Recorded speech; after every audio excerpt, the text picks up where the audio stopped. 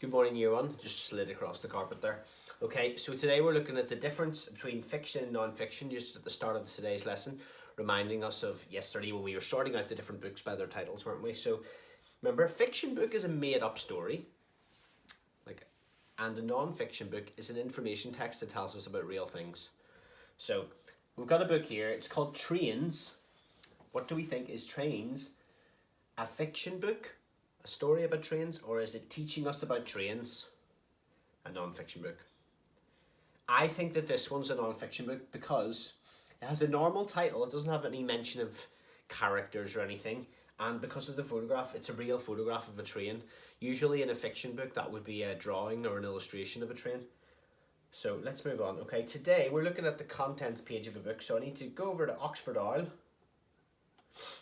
and I've chosen this book, Ballet, because we haven't got that many girls in our class, but just have to keep everyone happy. The boys with all your football questions in the quiz. I'm keeping the girls happy. I want to stay on their good side, so I know what they're like. Okay, so we've got this book, Ballet. It's on Oxford Owl if you wanted to have a read. Let's have a little flick through the pages and see. So this is a non-fiction book, and it's a book telling us about ballet. It's not a story about friends going to ballet. It's telling us things that if you don't know about ballet, you could learn a little bit about it. I'm not an expert myself, but I know some of you boys are. Okay, so at the very beginning of this book, we'll find a contents page, and in that contents page, it will be telling us lots of different sections that you will find in the book. So at the start, we've got an introduction. Then it's teaching us about stretching, bending, jumping, skipping, dancing in a line, and dancing around. And then we have an index at the end. So let's have a flick through to the end and we'll see. So yeah, we've got stretching, we've got bending, we've got different sections in the book. We'll see if we've got our index at the end. Now we've got our index. We're going to be learning about an index tomorrow. And if you look very carefully, an index is in alphabetical order. But we'll come back to that tomorrow. Today we're looking at our contents page. So flip back over. So our contents page, I'm going to ask you some questions about the contents page and where I would find information. The reason we have a contents page is so that we're not looking through the book for ages to find something we want. If we're looking to learn about jumping, we know that we can go straight to page 8. So if we move on, there are lots of other things in a non-fiction book as well. Now, how do we use a contents page? We use a contents page to browse or look for information because these features help us find information easily. Otherwise, we wouldn't know where to start.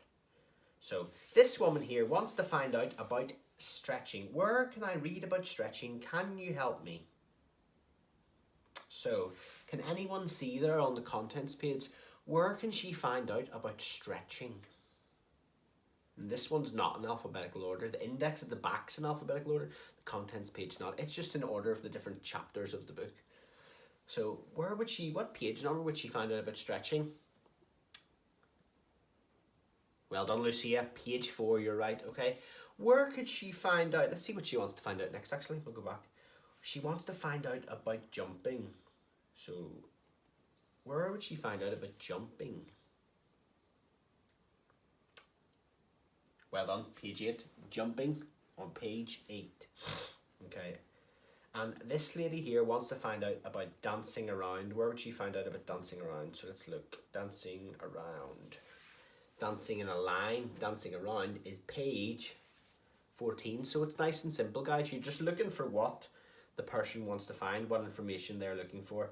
And I want you to do that in proper full sentences. For example, where can I find out information about jumping? I can find information about jumping on page, and then tell me what page, okay? Let's move on. Okay. Now, today there are 3 tasks to do. I don't want you to do all of them. I only want you to choose one. Now, the first one is you will have the ballet contents page from that book, Ballet, we were looking at, and you will have some questions that I want you to answer in your book. Remember, try and answer them in full sentences. So where is the index? The index is on page 16. Try and write full sentences. Okay, that's an easy one. Now there's a little one that's slightly harder called a little look at big reptiles. And the reason this is harder is because it's just slightly harder to read. So I think most people could have a go at this one, to be honest. And then there is a slightly harder one called all about mummies, about Egyptian mummies where people are buried as a mummy.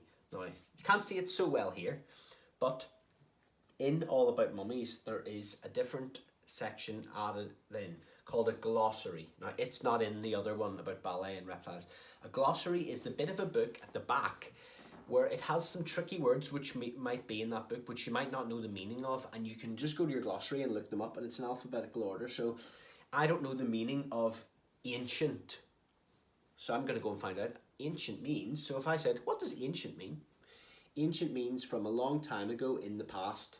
If I don't know the meaning of spices starts with an S, so spices are foodstuffs such as cinnamon. So it has exact answers the glossary will teach you. And you can maybe have a look for some information books in your house where you might have a glossary in there to test yourself on.